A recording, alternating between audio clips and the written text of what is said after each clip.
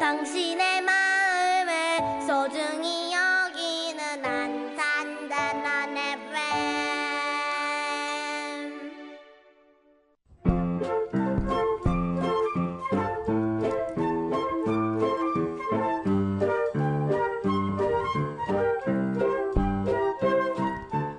끝나지 않은 세월호 이야기.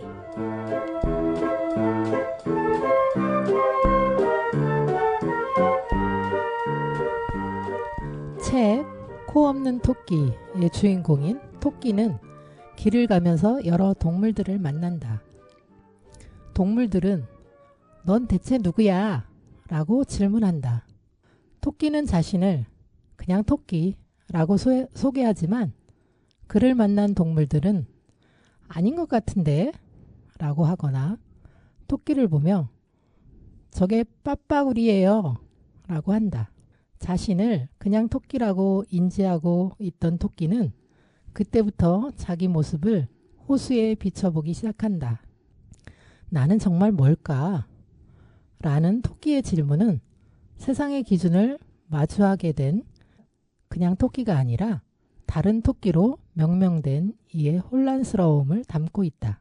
그러던 중 토끼는 어느 순간 깨닫게 된다. 자신이 코가 없다는 사실을. 지금까지 코 없이 잘 살아왔던 토끼는 갑자기 자신이 이상하고 불완전한 남들 앞에 설 수 없는 존재라고 느끼게 된다. 토끼는 세상으로부터 도망치기 시작한다. 동물들의 질문으로부터 시작되어 자신을 불온하고 미완의 존재로 느끼게 되는 토끼의 경험은 우리 사회의 많은 소수자들의 것과 닮아 있다. 토끼는 오랫동안 자신에게 코가 없다는 것에 대해 생각하고 또 생각하며 돌아다닌다. 그러다 어느 순간 다른 주인공, 여자아이를 만난다. 그는 토끼를 안아들며 함께 살자고 제안한다. 이 뒤에 여자아이의 엄마가 원하면 토끼에게 단추로 코를 만들어 주겠다고 하는데 사람들이 보통 상상하는 그 뒤의 전개는 단추 코와 친구를 갖게 된 토끼는 상처를 회복하고 오랫도록 행복하게 잘 살았답니다. 이지 않을까? 하지만 여자아이와 토끼는 다른 선택을 한다.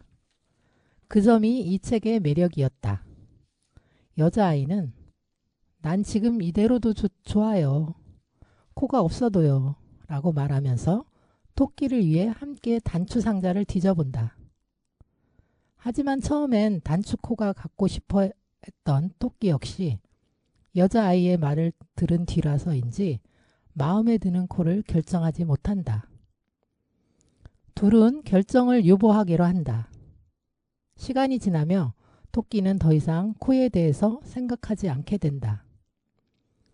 토끼에게 자신의 코 없음이 더 이상 의미를 갖지 못하는 것은 코가 없이도 존엄하게 관계 맺고 돌봄을 주고받을 수 있는 존재가 생겼기 때문이다.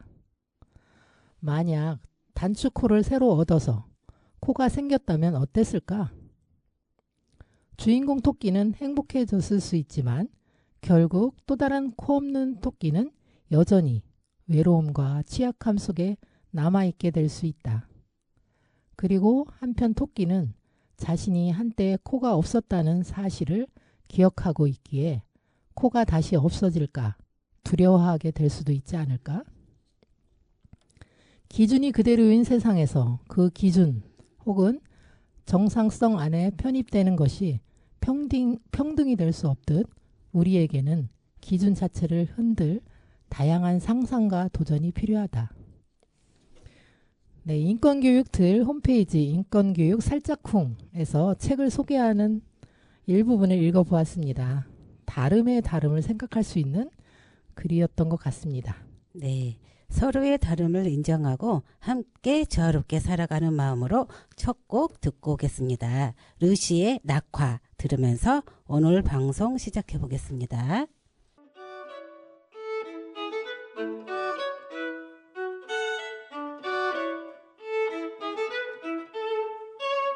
나른히 피어난 눈부신 다짐도 지지듯이 들어가겠지. 아름답단 말처럼 내 모습 이대로 숨어든 우리를 기억하겠다 해줘. 내 새하얀 눈 이대 어딘가로 흩어질 거야. 그 장면 안에도 너가 미소 짓기를 바라만. 너가 보여준 이 세상은 꽃잎들이 모여 세상을 밝히더라. 시간 따라 다가를 이 순간은 작은 티끌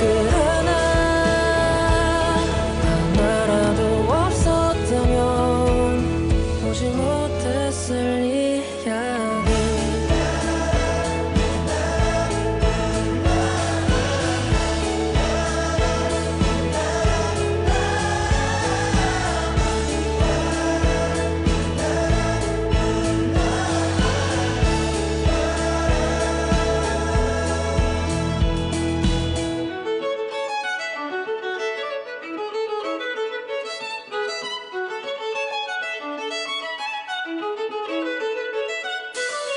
비나의 반대말은 지다가 아냐. 너를 봐봐 얼마나 예쁜지. 난 아지랑이 속에 비 놀던 우리를 본 것만 같아. 선잠의 꿈이라도 이유가 되니까. 너가 바라만. 너가 보여준 이 세상은 꽃잎들이 모여 세상을 밝히더라. 시간 따라 다가를 이 순간을 기억해낼 거야.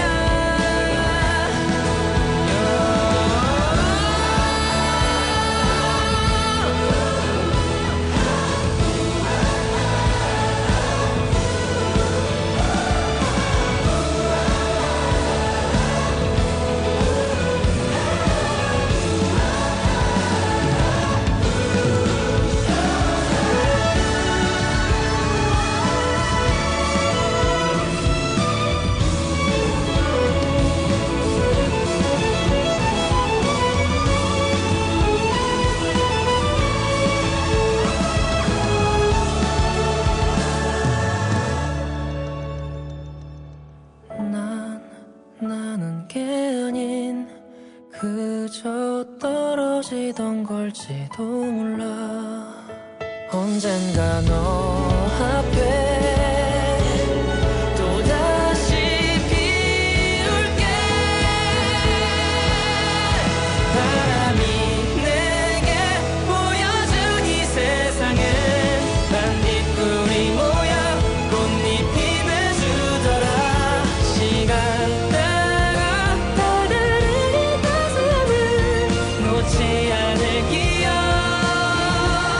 그날의 너와 나 시작의 해로 다시 돌아간대도 몇천 번이라도 같은 길을 걸어가리.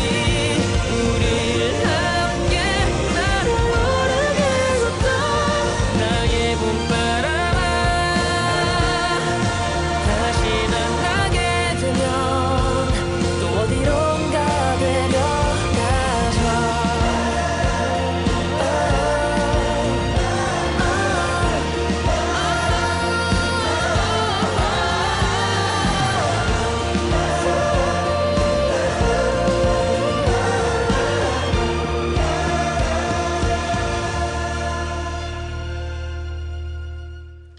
네, 노래 네. 듣고 왔습니다. 네, 오늘의 뉴스 브리핑은 경기일보 1월 22일 기사 인천시 다음 달 1일부터 세월호 참사 11주기 추문촌 시에 박귀빈 기자의 글 읽어보겠습니다. 인천시가 세월호 참사 11주기를 앞두고 추모 전시회를 개최한다.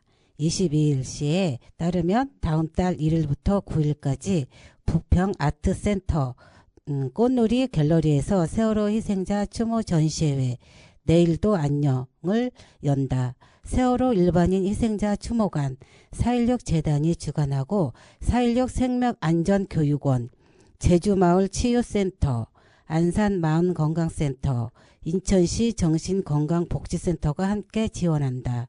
이번 전시회는 참사의 아픔을 예술로 승화한 다양한 작품이 소개된다.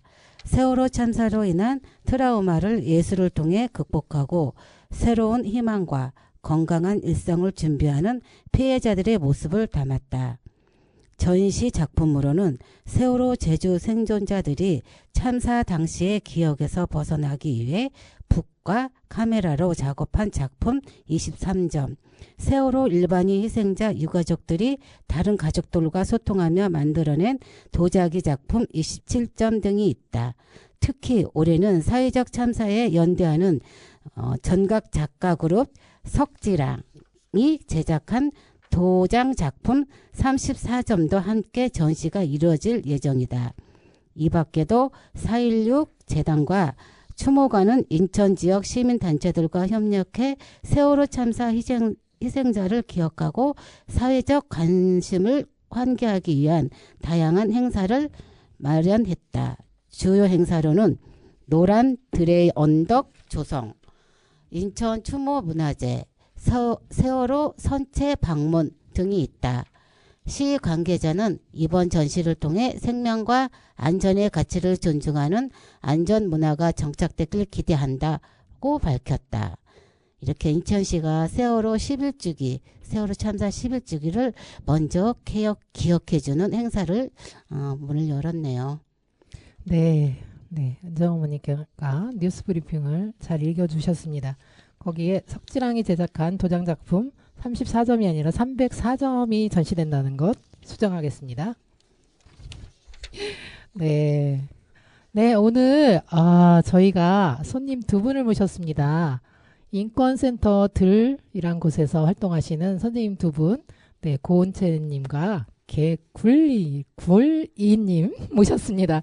네, 안녕하세요, 선생님들. 안녕하세요. 네. 반갑습니다. 반갑습니다. 두 분 각자의 소개 좀 해주시기 바랍니다. 네, 인권교육센터 들에서 활동하고 있는 고은채라고 합니다. 반갑습니다. 네, 반갑습니다. 네, 안녕하세요. 같은 단체에서 활동하고 있고요. 별명은 개굴, 본명은 배경래라고 합니다. 네. 반갑습니다. 네, 반갑습니다. 이곳까지 오시는데 힘들지 않으셨나요? 전철 타고 서울에서 멀리서 오셨는데 힘드셨죠? 찾기도 힘들죠, 여기. 네, 잘 찾아왔고요. 안산은 언제나 멀다. 멀면서도 가깝고. 네, 하지만 자주 오고 싶다. 맞아. 우리가 이렇게 손님들을 모시고 첫 번째로 질문하는 게 있어요. 2014년 4월 16일 그날에 관한 기억인데요. 지금 11년째인데 그날의 기억을 어떤 기억으로 남아있는지 어떤 마음을 갖고 계시는지 한 분씩 좀 얘기해 주시면 고맙겠습니다. 제가 먼저 말씀을 드리면요. 약간 충격과 미안함 이렇게 저한테는 좀 남아있는데 사실 그날 뭐 했어? 어떻게 알게 됐어? 사람들이 얘기할 때 저 약간 이렇게 조용히 숨기는 편이었어요.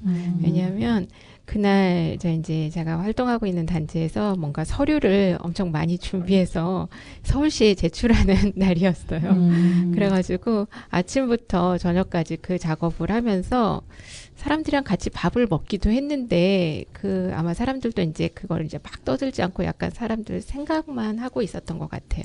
그래서 막 큰 소리로 얘기는 하지 않아서 저는 핸드폰으로도 뉴스를 못 봤었어요.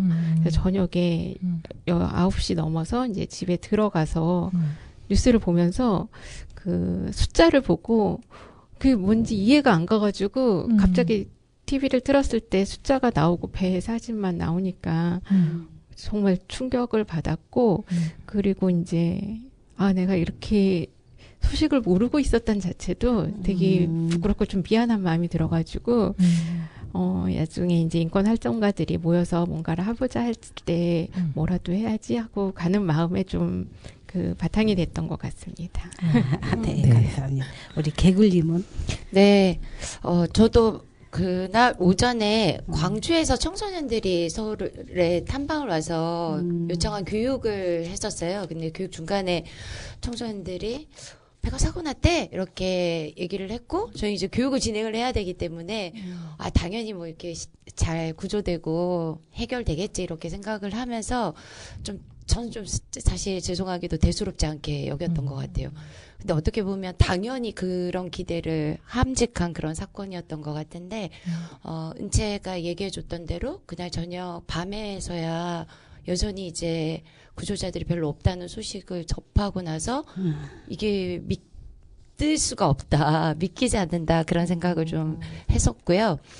저는 그 4월 16일 그날뿐만 아니라 이어진 4월 16일들이 저에게는 굉장히 많은 기억으로 남아 있는데 특히 저한테 그 이후에 가장 어떤 충격이자 감격이었던 장면이 유가족분들이 KBS랑 청와대로 찾아오신 날이었어요. 네. 그때 이제 뉴스에서만 보던 유가족분들은 비탄에 빠진, 슬픔에 빠진, 사랑하는 사람을 잃은 그런 사람들의 모습이었는데, 그날의 유가족분들은 국가를 꾸짖는 사람들이었거든요. 그때 변화가 시작되었던 것 같아요. 우리가 지금까지도 4월 16일 혹은 4.16을 잊지 않고 있던 이유가 그때 유가족들이 포기하지 않고 국가를 꾸짖는 존재로서 등장할 수 있었기 때문에 오늘날까지 그리고 세월호 11주기를 앞두고서도 진실규명을 여전히 우리가 얘기할 수 있는 것이 아닌가라는 생각이 들었고 4월 16일은 인간의 존엄이 철저하게 배반당하고 국가가 시민의 생명과 안전을 매장한 날이잖아요. 네. 근데 동시에 피해자분들이 그 과정에서도 다시 인간의 존엄을 일으켜 세우기 위해서 우리가 뭘 해야 되는지를 알려주신 날이었다라고 저는 그래서 다시금 4월 16일을 기억하게 되는 것 같습니다. 네. 그렇군요. 네. 두 분은 그럼 인권센터 들이라는 곳에서 활동하고 계신데, 이 들은 어떻게 만들어졌으며, 또 어떤 활동들을 하고 계신지, 네. 각자 말씀해 주시면 좋겠습니다. 들은, 네. 들이란 이름으로 만들어진 건 2008년인데요. 사실 인권 운동의 이름으로 이제 활동가들이 인권 이슈를 가지고 이제 기자회견도 하고 토론으로 알려내기도 하고 법이나 정책에 대해서 의견을 내고 뭐 집회도 하고 막 여러 가지 활동을 하잖아요. 네. 그 중에 하나가 이제 교육을 통해서 사회의 인권 의식을 높이고 시민을 만나는 것도 인권 활동 중에 하나인데 인권 단체 활동가들이 이렇게 여러 가지를 같이 하다 보니까 좀 교육에 집중하는 게 좀 필요하지 않을까라는 생각을 각 단체의 인권 교육을 하시는 분들이 좀 많이 생각을 해왔었어요. 이제 그게 뭐 2000년대 초반부터 그런 생각을 하다가 저도 옆에 계신 개글도 이제 인권단체에서 인권교육 활동을 주로 많이 했었는데 그런 단체들의 활동가들이 모여서 들을 만들게 됐어요. 근데 사실은 이게 인권 현장에 기반하면서도 다양한 시민을 만나서 그 각각의 시민에게 어울리는 꼭 맞는 교육을 좀 더 깊이 연구하고 실천하는 게 필요하다라는 생각을 좀 해왔던 거죠. 특히나 인권 침해 상황에 놓이기 쉬운 소수자들의 교육을 떠올릴 때 특별한 어떤 조건이나 상황을 깊이 살피는 게 필요하고 또 그분들이 권리 주체로 스스로 힘을 느낄 수 있도록 돕는 게 교육이잖아요. 네. 그러다 보면은 조금 더 전문적이고 깊이 조금 연구하는 그런 활동, 그런 단체가 필요하다는 생각을 하게 됐습니다. 어떤 활동을 하는지는 개굴도 좀 얘기를 해줄 수도 있을 것 같아요. 네. 저희요. 네. 저희는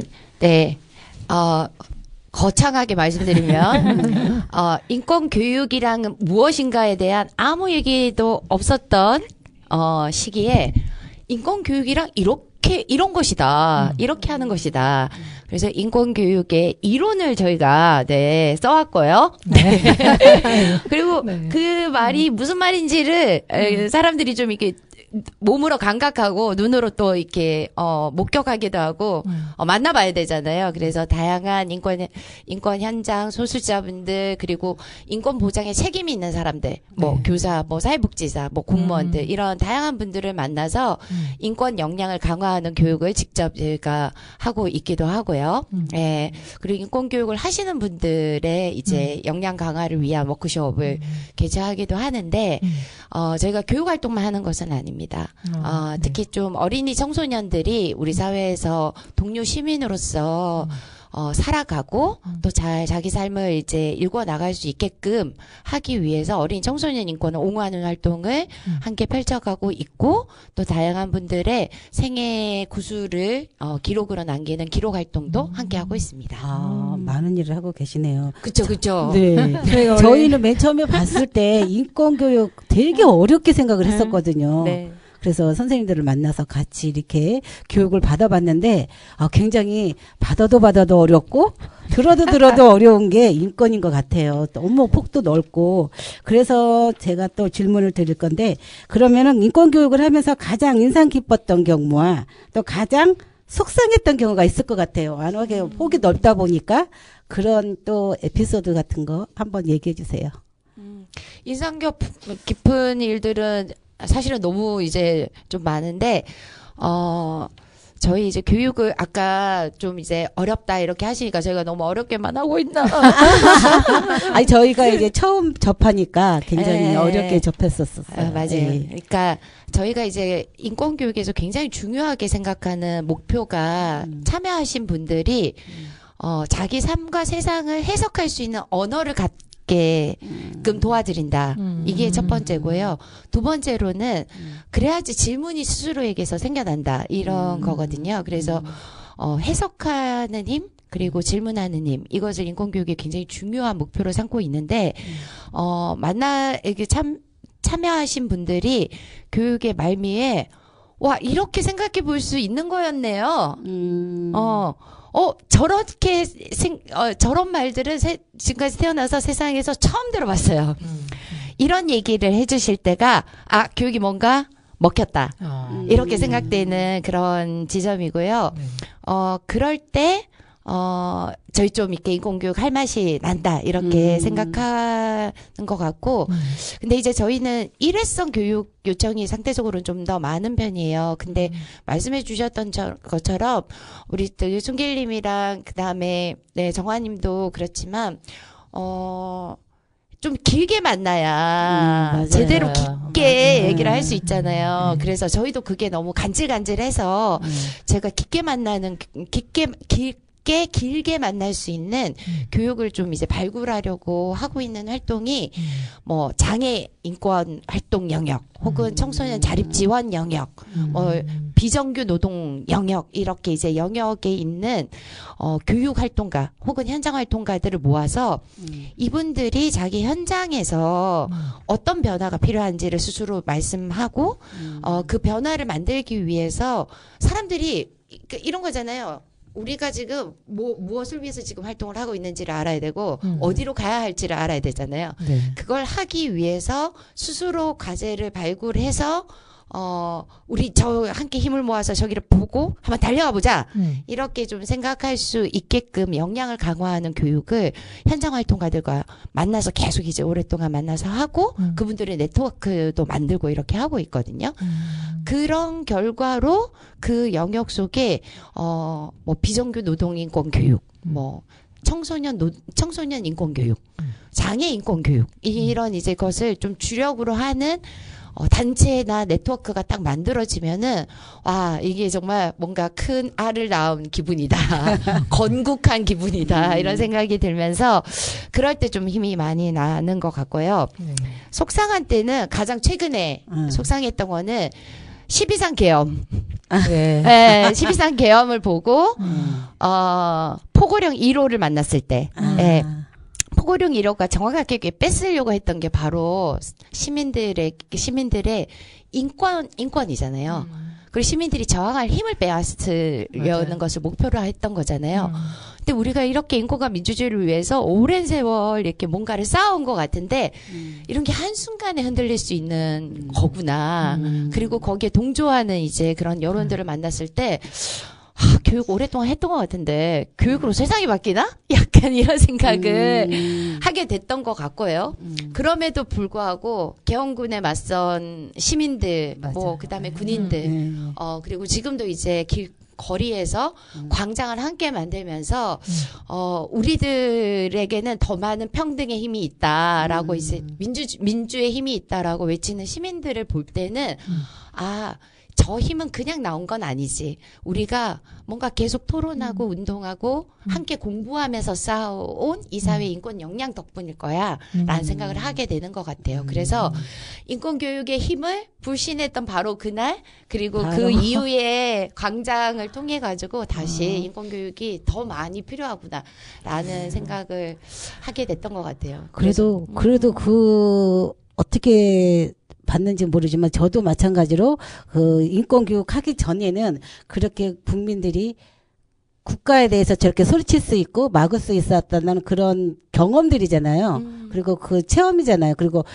정말로 실행이 됐다라면 정말 어땠을까라는 그런 두려움으로 인해서 저 같았어도 그 자리에 있었으면 아마 그 탱크를 막고 막 했을 것 같아요. 막 군인들 앞에서 막 총도 저는 뺏었을 것 같아요. 네. 왜냐하면 저도 이제 그런 뭐 인권에 대한 나도 국민의 한 사람으로서 정말 이 나라를 지켜야 되겠다라는 그런 정말 굳은 다짐 이런 거를 좀 알아가는 그런 좀 일이 아니었었나라는 생각이 들고 또 배우니까 또 그런 것도 알게 되더라고요. 네, 은채쌤도 보태실 얘기가 있을까요? 네. 저도 최근에 국민 저항권 들으면서 열받은 얘기요? 네.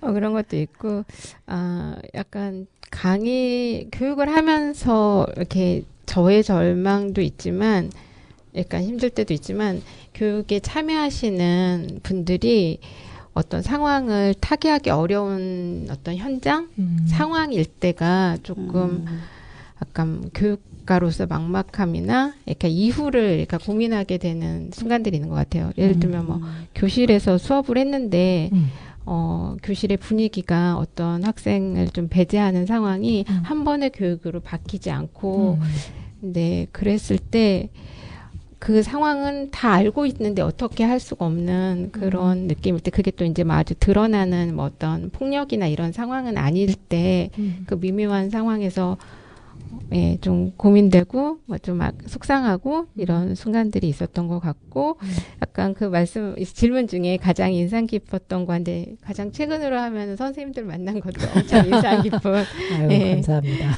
교육 중에 하나였습니다. 네, 고맙습니다. 네, 잠시 그럼 쉬어가는 시간으로 신청곡 4.16 합창단의 돌덩이 듣고 오겠습니다. 오직 하나뿐인 나의 길, 내 전부를 내걸고서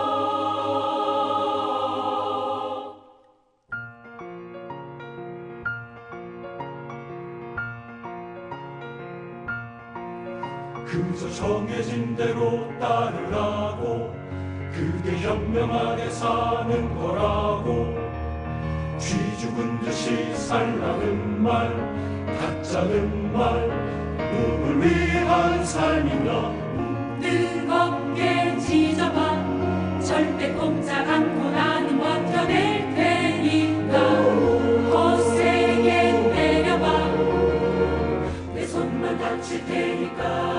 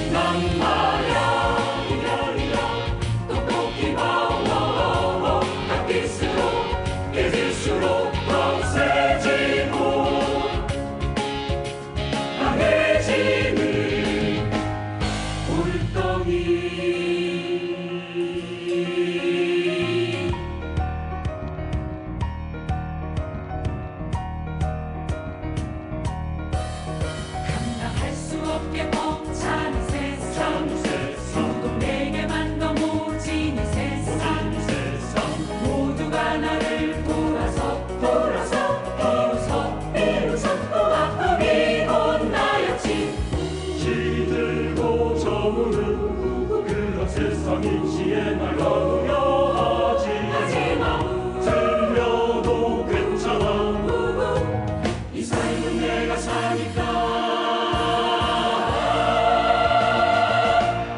나를 봐 이리야 끄떡없어 쓰러지고 떨어져도 다시 일어나 오를 뿐이야 난 말야 이리야 똑똑히 봐 깎일수록 깨질수록 더 세지고 강해지는 불덩이 뭐라 해도 나의 길 오직 하나뿐인 나의 길내 전부를 내걸고서 누가 뭐라 해도 나의 길 오직 하나뿐인 나의 길내 전부를 내걸고서 걸어가 이야기야 계속해서 부딪히고 넘어져도 다시 일어나 하는 거야 언젠가 이야기야 이길 끝에 서서 나도 한번 크게 한번 목이 터져라 걸어올 수 있을 때까지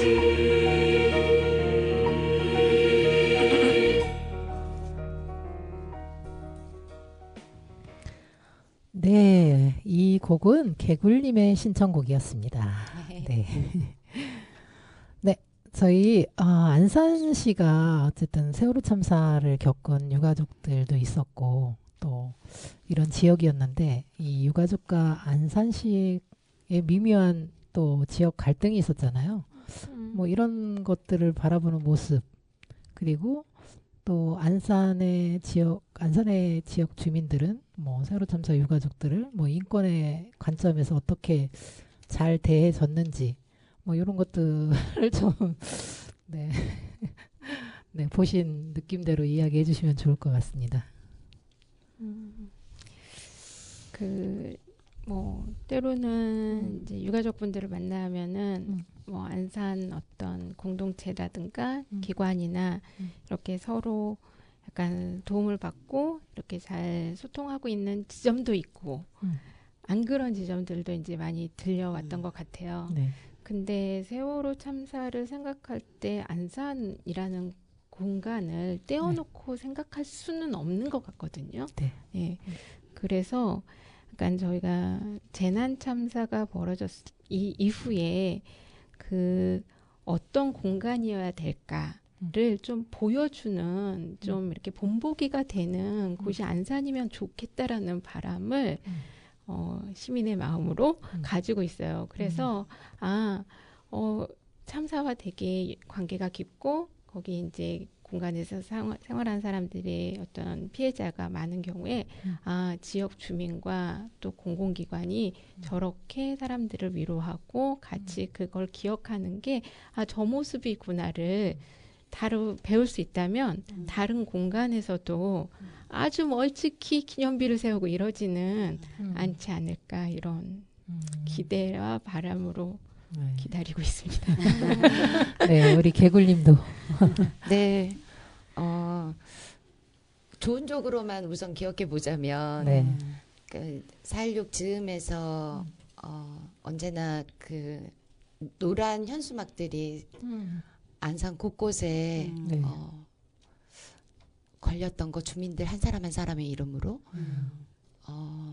그걸 지켜보는 감동 같은 것들이 분명히 있었던 것 같고요. 그리고 세월호는 유일하게 이제 세월호 피해 지원법을 통해서 공동체 회복 사업이라는 것이 어쨌든 한국 사회의 그 수많았던 재난들 중에서 처음으로 이제 이루어진 사례이기도 하잖아요.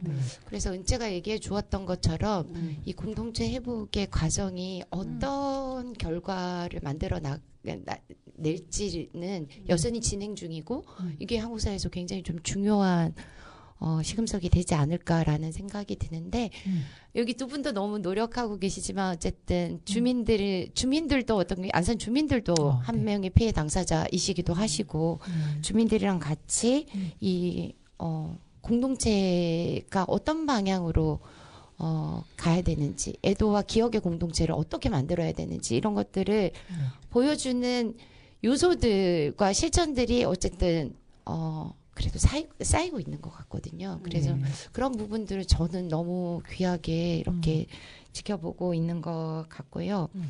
현수막들 중에 저한테 이제 좀 기억에 남는 현수막은 내 아이만 살리고자 하면은 내 아이도 살릴 수 없다. 이런 이제 문구가 어떤 주민이 거셨던 문구가 저는 기억이 나는데 그 이야기가 지금 안산이 가야 될 방향들을 지금까지 보여줘 왔고 앞으로도 좀 보여주는 게 아닐까라는 생각이 이제 좀 들고 있습니다. 또 하나는 저는 이제 안산에 살고 있는 청년들이 안산이란 지역을 어떻게 감각하고 그리고 안산의 미래를 어떻게 함께 만들어 나갈 수 있을 것인지 이게 굉장히 중요하다고 생각하는데 안산에 있는 이 청년들 중에는 세월호의 생존자들도 있고 그리고 희생자들의 친구분들도 당연히 이렇게 계시잖아요. 지금 이렇게 탄핵 촛불 집회 에서 굉장히 인기를 끌고 있는 그 박민주라는 사회자 미친 그 박자 감각으로 엄청 쪼개기 막 이렇게 부호를 넣고 있는 그분도 자기 얘기를 하시더라고요. 자기가 97년생이다. 네, 맞아요. 그리고 이제 자기가 세월호 세대였고 당시에 아무것도 할 수 없는 무력감, 청소년으로서 할 수 없는 무력감이 있었지만 지금은 그 일을 반복하지 않기 위해서 자기는 이 촛불 광장의 무대에 오른다. 이런 얘기를 하시더라고요. 마찬가지로 생존자나 희생자들의 친구들 중에서도 안산이 힘든 일을 많이 겪었고 내 친구들을 잃은 공간이지만 또한 동시에 안산이 기억을 잘 할 수 있는 생명안전공원도 만들어지면서 재난의 아픔을 잘 기억하고 새로운 사회를 공동체를 다시 쓰는 곳으로 해서 안산에 많은 사람들이 올 수 있는 공간으로 만들었으면 좋겠다 이런 얘기를 하더라고요. 저는 그런 마음들이 소중하게 함께 또 이후의 세월호 운동을 이어갈 수 있는 힘으로 계속 만들어져 가기를 기대하고 있습니다. 저도 같이 힘을 모아보려고요. 네, 안산이 분명히 그런 도시가 될 겁니다. 네네네. 그래서 생명안전공원이 착공식이 우리 2월 13일 날 하기로 했습니다. 가족협의회에서. 그래서 이제 다음 질문. 세월호 참사 유가족 어머니들과 같이 또 재난안전 전문가 교육과 또 강의 교환 만들기 워크숍을 또 우리가 함께 했었잖아요. 어떻게 참여하시게 된 거고 어떤 이유로 어떤 과정으로 하시게 됐는지 한번 얘기를 나누어 주셨으면 좋겠습니다. 우리 은채 선생님부터. 네. 일단 저희한테 제안이 왔고요. 네. 재난 피해자 권리센터에서 들의 제안을 주시기도 했는데 들이 하게 된 이유는 일단 들은 인권단체에서 인권교육을 중심을 하고 있긴 하지만 들 활동가들이 예전에 이제 세월호 유가족 분들을 구술해서 책을 내는데 같이 작업을 했었어요. 그래서 금요일에 돌아오렴, 다시 봄이 올 거예요. 작년에 발간된 봄을 마주하고 10년을 걸었다도 같이 작업을 참여했던 것도 있고 그래서 인권교육과 세월호 활동에 작지만 같이 해왔던 그런 것이 기반이 됐기 때문에 아마 저희 쪽으로 요청을 주시기도 했던 것 같고 저희도 그래서 선생님들을 좀 만나보고 싶다라는 바람도 컸습니다. 선생님들이 이 과정을 좀 모르시는 분들도 계시니까 말씀드리면 기초 심화 해가지고 3년 이상 공부를 하셨었잖아요. 네, 맞습니다. 근데 마지막에 남으신 분이 최근에 6분. 네, 너무 소중한 선생님들이세요. 그래가지고 이게 작년에 진행한 거는 그 이후에 이제 역량 강화를 좀 같이 하면 좋겠다 해서 8번 정도 교육 네. 하고 그다음에 교환을 같이 만들어서 그리고 작년 9월, 10월에 그 6분 선생님들 모두가 네. 2회씩 시민을 만나는 교육을 진행하신 네네. 것이었잖아요. 네. 그래서 저희는 사실 저희가 구술활동이라든가 세월호 활동에 같이 참여를 하면서 이렇게 세월호 관련된 뭐 이런 재난참사 관련한 일들을 하고 싶다라는 것도 있지만은 또 재난 피해자분들이 강의를 하시는 것은 정말 또 현장에서 울림이 남다를 수밖에 없는데 그 일을 저희가 같이 만들어 보고 싶다라는 바람도 컸습니다. 그래서 너무너무 기대를 가지고 선생님들을 만나게 되었던 거죠. 기대를 너무 많이 하신 거 아니겠지? 아니에요. 네. 우리 개굴님도 해주실 말씀 있을까요? 저희 이런 작업들을 저는 이렇게 다 끝나고 나서 보니까 저희 이제 그 기초 심화까지 이미 하신 상태에서 이제 저희가 역량 강화로 만나다 보니까 앞에서부터 저희 같이 했었으면 더 좋았을 텐데 큰 흐름을 가지고 그랬으면 얼마나 좋았을까 이 생각을 하나는 했고요. 그리고 또 하나는 교육이라는 게 자꾸만 교육 기회를 마주해야지 또 더 많이 이제 고민하고 또 참여자들 반응을 통해서 이렇게 접근하는 게 훨씬 더 효과적이네. 이런 이야기들이 훨씬 더 먹히네. 이런 것들을 이제 현장에서 배우게 되잖아요. 하면서 배우게 되는. 근데 이제 교육 기회가 그동안 많이 이제 없기도 하셔가지고, 네. 예, 그것도 좀 아쉬운 부분이었던 것 같아요. 앞으로 더 많은 시민들과 만날 수 있는 자리가 마련돼서, 쫙쫙쫙, 이렇게 경험이 쌓이고, 네, 더 많은 이들과 재난 인권에 대한 이야기를, 네, 재난 피해 당사자 스스로가 할 수 있는 그런 자리들이 마련됐으면 좋겠습니다. 네. 저는 어쨌든 저희가 이제 재난의 피해자로서 되고 보니까 그냥 그 전에 피해자들은 그냥 내가 뭘 잘못해서 이렇게 내가 피해자가 되었나 하루아침에 막 이런 걸로 되게 힘들었거든요. 그런데 계속 활동을 하고 진상규명을 위한 싸움 뭐 이런 것들을 하다 보니까 이게 당연한 우리의 권리다라는 것을 알게 되었고 또 많은 분들이 또 이것은 피해자들이 당연히 요구해야 될 권리다 이런 것들이 나왔잖아요. 그래서 이렇게 저는 재난을 인권의 관점으로 봐야 한다는 것이 정말 어떻게 중요하고 이제 사회적으로 무엇을 또 더 뭐 개선해 한다든가 뭔가 제도 개선이 뭐 이런 것들을 재난을 바라보는 시선 뭐 이런 것들을 했을 때 사회 시민들이 좀 더 쉽게 이것들을 이해할 수 있을지 뭐 이런 것들이 있으면 이야기해 주세요. 네.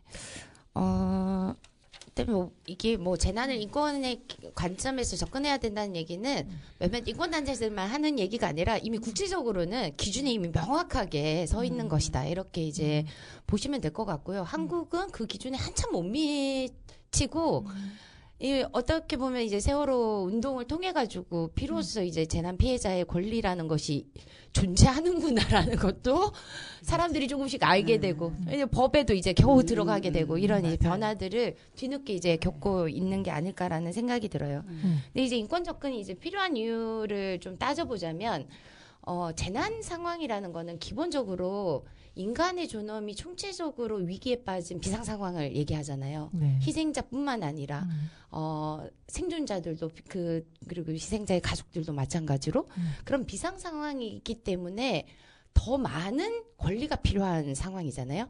근데 더 권리를 빼앗기기도 쉬운 상황이란 뜻이기도 하죠. 그래서 인권에 대한 생각을 사람들이 섬세하게 아주 이제 밀도 높게 하지 않으면은 너무나 쉽게 인간의 존엄이 송두리째 뿌리 뽑힐 수 있는 상황이기 때문에 인권이 중요한 것 같습니다. 두 번째로는 재난이 어디에서 터지나라고 생각해 보면 그 사회 가장 불평등하고 가장 약한 현장에서 가장 먼저 터지잖아요. 코로나도 그렇잖아요. 코로나19가 가장 먼저 다수의 사망자가 나왔던 곳이 다수인이 수용되어 있던 수용 시설이었잖아요. 그것처럼 사회가 어떻게 불평등하게 조직되어 있는지를 보지 않으면 재난을 막을 수도 없다. 그 제대로 대처할 수도 없다. 그래서 인권 관점이 굉장히 중요하다라고 볼 수가 있고요. 마지막으로 방금 말씀해 주셨던 것처럼 재난의 당사자인 피해자들이 재난에 대처하는 과정뿐만 아니라 재난 이후의 복구 과정, 회복 과정, 그리고 기업과 애도를 위해서 한 사회가 무엇을 해야 되는지와 관련한 전 과정에서 굉장히 중요한 주체가 되어야 되고, 그리고 그 주체로서 피해자들이 나설 때 피해자들의 이야기 혹은 피해자들의 질문에 응답해야 될 책임의 주체로서 국가가 거기에 명확하게 서 있어야 되거든요. 그러니까 권리 주체로서의 피해자, 그리고 의무의 주체로서의 국가, 이 구도를 명확하게 만들기 위해서도 이것이 인권의 문제라는 것을 명확하게 하는 것이 굉장히 중요한 것 같습니다. 그래서 재난에 대한 인권 접근이라는 것은 말씀드렸던 대로 이 권리라는 것, 인간의 존엄과 권리를 명료하게 하는 가운데 이 권리를 좀 더 폭넓게 두텁게 보장하기 위해서는 사회와 국가가 무엇을 할 것인가, 이런 질문의 방향으로 바꿔야 한다라는 요구를 함축하고 있는 것 같고요. 좀 아주 구체적으로는 그런 것들 떠올려 볼 수 있는 것 같아요. 우리가 이제 시민들이 이런 질문들을 하잖아요. 피해자분들이 너무 이제 고통스러우실 것 같은데, 저희가 어떻게 돼야 되겠습니까? 네. 자원봉사 재난 현장에서도 자원봉사자분들이 도우려는 좋은 마음으로 왔지만 또 자칫하면은 굉장히 이제 상처를 헤집는 그런 행동이나 말을 할 수도 있잖아요. 근데 이런 감수성을 길러야 되거든요. 저희는 이것을 재난인권 감수성이라고 부르고 싶어요. 근데 이 재난인권 감수성이 사회 전체적으로 시민들에게 두텁게 있을 때는 재난의 그 급박한 현장에서도 우리가 해야 될 것 혹은 하지 말아야 될 것들이 좀 더 선명해지지 않을까 생각이 들고, 그것을 만들기 위해서로도 재난에 대한 인권 접근이 중요하다라는 것을 사회 전체가 좀 함께 이해할 필요가 있을 것 같아요. 네. 맞습니다. 그럼 선생님들이 인권 교육을 하시는 쌤들이잖아요. 그래서 인권이란 모든 사람들에게 다 적용이 된다고 보시나요? 그리고 지금의 이 말도 안 되는 사태, 지금 극우들로 인해서 지금 상식을 벗어나는 행동들을 굉장히 많이 해요, 극우들이. 그렇기 때문에 그런 사람들에게도 인권 보장을 해야 되는 게 되나요? 진짜 아까도 내가 봤는데 한 아줌마가 지나가는데 남자들이 정말 입에 담을 수 없는 그런 모욕적인 말로 그분에게 굉장히 막 쏟아붓더라고요. 그런 사람에게도 인권이라는 게 정말 그 사람에게 적용을 시켜야 되는지 참 의문스럽고, 어떻게 이런 문제에서 해결해야 되는지 좀 말씀해 주세요. 어떻게 봐야 되는지, 그런 분들을 봤을 때. 화나죠. 정말 화났어요. 저 사람들은 정말 인권으로 봐야 되나, 아니면 정말 나쁜 X로 봐야 되나, 막 정말 상식이 통하지 않는 사람들. 맞아요. 네, 그런 사람 진짜 상식이 통하지가 않더라고요. 왜 최근에 어떤 드라마를 봤는데 거기에 어떤 배우가 했던 멘트가 부끄러움을 모르는 게 시대 정신인데 막 이러면서 개탄하는 어떤 멘트가 있었는데 어찌나 공감이 가던지 그랬는데요. 그래서 뭔가 누군가를 막 혐오하고 아니면 거짓말을 하고 막 가짜 뉴스를 막 퍼뜨리고 이런 것들을 보면 막 화가 나잖아요. 네네. 그리고 막 참을 수가 없고 그 화는 나는데 당연히 그 적절한 처벌을 받아야 된다라고 생각이 들고, 근데 약간 사회 전체가 그런 것을 용인하거나 아니면은 이렇게 유통될 수 있는 상태가 된 것이 저는 좀 안타깝다는 생각이 들고, 그러기 위해서는 조금 사실은 그러기 위해서 더 인권이 필요하기도 하거든요. 약간 뭐 잘못했으니까 그 사람을 완전히 없애버린 이런 것이 아니라 잘못한 말과 사람이 갖는 권리는 사실은 다를 수 있지 않을까라는 생각이 들어서 모두가 존중받는다는 것은 그렇게 말하는 사람도 사실은 그 말이 그 말이 유통되지 않도록 거부하고 반대하고 그런 것들이 될 수 있도록 해야 되지 않을까라는 생각이 듭니다. 그래서 그 사람을 뭐 어떻게 하는 게 아니라 그럼 그분들도 아마 이런 교육을 받으면 변할 수 있을까요? 당연히 필요하다는 생각이 들고요. 한참 뭐 걸릴 수 있겠죠? 한참 걸리겠죠? 정말 그 개인이 바뀔지는 잘 근데 지금은 보면 이렇게 뭐 언론 같은 거 보면 진짜 심해요. 굉장히 지금 계속 언론에서 지금 계속 대통령이 나라에 대해서 지금 계속 그런 말들이 쏟아져 나오고 있잖아요. 네네, 그래서 맞아요. 안타깝긴 해요. 네. 네, 그 탄핵 지금 촛불 광장에도 이젠 촛불 광장이 아니라 응원봉 광장이라고 해야 되나요? 네. 근데 탄핵 광장에서도 그런 구호들을 많이 보죠. 그러니까 뭐 윤석열은 사형시켜 마땅하다 뭐 이렇게 이제 얘기하기도 하고 극우들 이번에 이제 서부지법 이제 난입 사건들을 보면서 경찰한테 더 많은 물리력을 행사할 수 있게 해야 된다 이런 요구들이 있죠. 근데 거의 역사를 거슬러 보면은 사형제도라는 것은 국가에게 살인할 권리를 주는 거잖아요. 살인할 권한을 주는 건데 거기에 의해서 가장 많이 이제 희생된 사람들이 사실은 국가를 비판했던 민주 세력들이었고 경찰의 물리력이 강화되는 그 순간 또 사실 이렇게 경찰과 국정원에 의한 미행까지 이제 국가 공권력에 의해서 직접적 피해를 당하신 분들이 또 세월호 유가족 분들이시기도 한 거잖아요. 그래서 과거의 방식대로 우리 혐오 세력에게 똑같이 돌려주는 방식이 우리가 만들고자 하는 세계인가? 이 질문은 좀 필요하다라는 생각이 들고요. 근데 이 사람들이 그렇게 혐오의 표현들을 할 수 있는 이유는 그것을 표현의 자유라는 이름으로 자기들의 그것들을 막 이제 옹호하잖아요. 근데 민주사회가 허락하는 표현의 자유의 영역 안에는 혐오가 포함되어 있지 않다라는 기준을 명확하게 하는 것.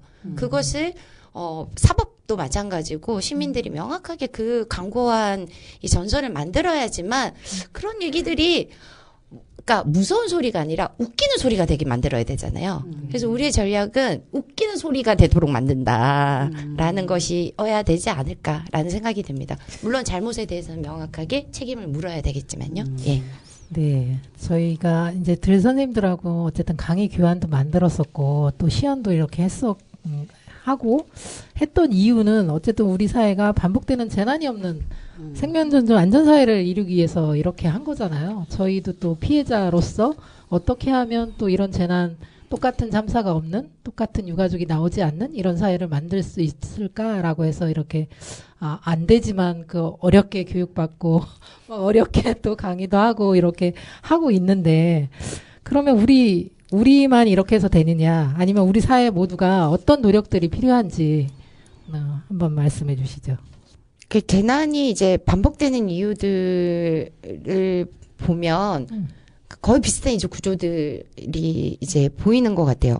예를 들면 전조가 분명히 있는데 위험의 이 징후들을 무시하거나 무시할 수밖에 없는 조건에서 이 사회가 굴러가고 있다거나 혹은 안전을 위한 어떤 조치들은 반드시 비용이 뒤따르게 되어 있는데 그 비용을 아껴야 될 비용이라고 생각하는 이제 운영자, 책임자들이 있다라거나 형식적인 이 구조 훈련도 제대로 이루어지지 않고 있다거나 일이 터지고 나면 책임 떠넘기기에 너무 급급하다거나 그래서 진실을 덮기에 급급하고 그리고 책임을 경감하기에 바쁘다 보니까 원인이 제대로 규명도 안 됐는데 섣부른 대책들이 막 나온다거나 이런 이제 반복되는 일들이 있잖아요.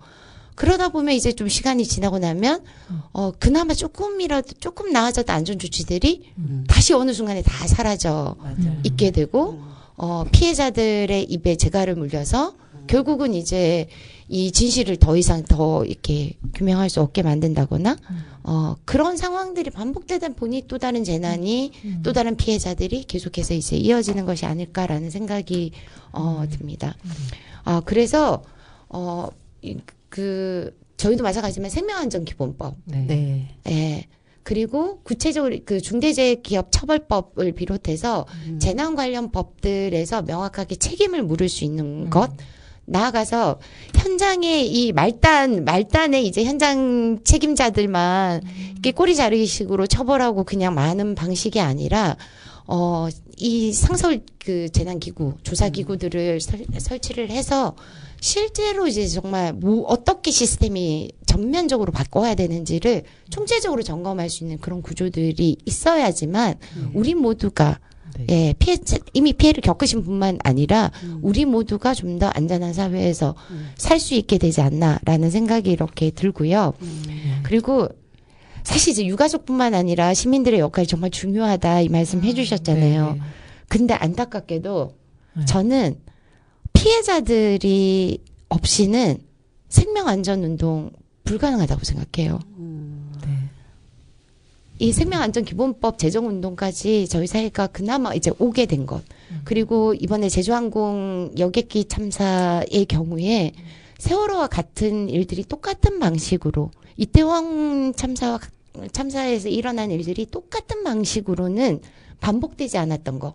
경찰이 2차, 3차 피해 뭐 현장에서 막 이제 신고 접수를 받고 최대한 이제 그래도 피해자들에게 성심성의껏 설명하려고 네 조금이라도 애를 쓰고 예 가족들이 모일 수 있는 공간을 마련하려고 막 이제 지자체에서 노력하고 이런 변화들이 그나마 이루어진 것은 네, 저희 피해자들의 노력 덕분이라는 것이죠. 네. 네. 근데 저는 네. 정말 죄송하지만 이거는 현실인 것 같아요. 피해자분들이 흩어졌다면 저는 이 변화 불가능했다라는 생각이 들거든요.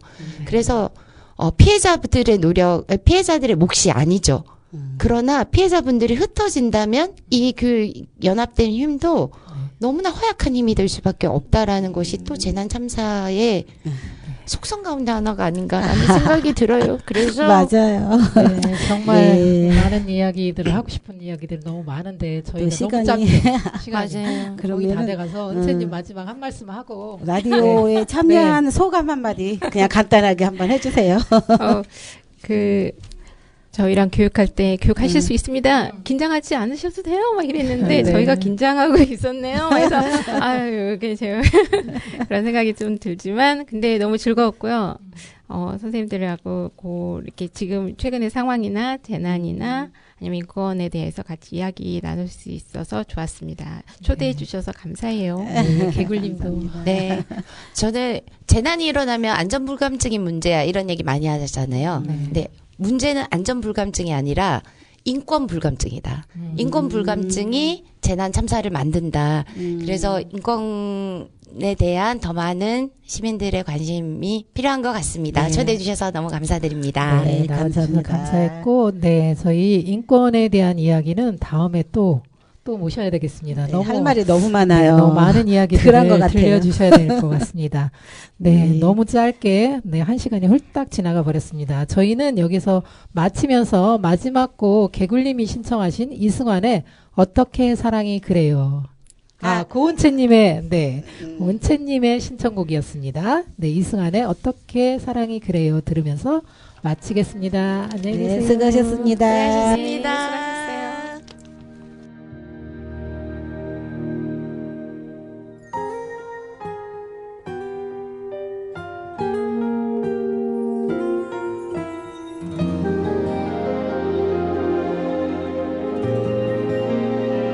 사랑이 잠시 쉬어간대요.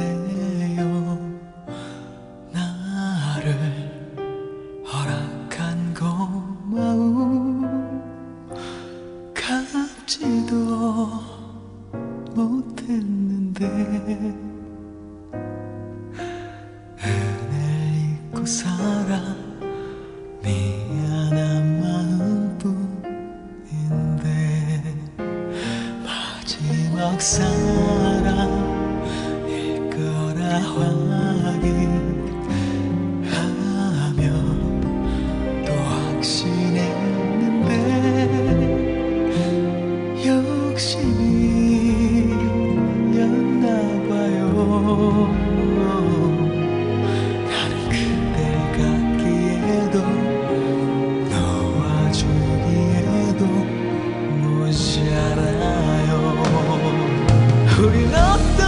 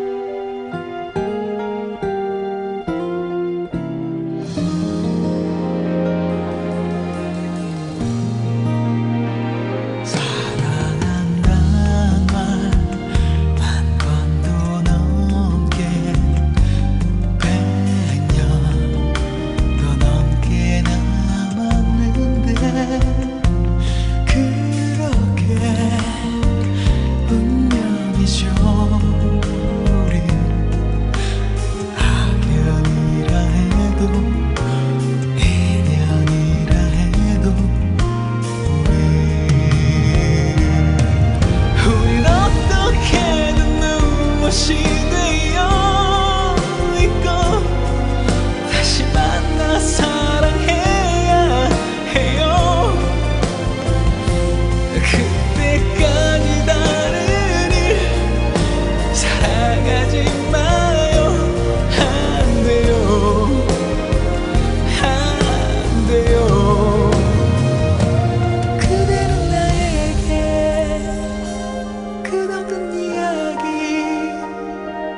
간절한 그리움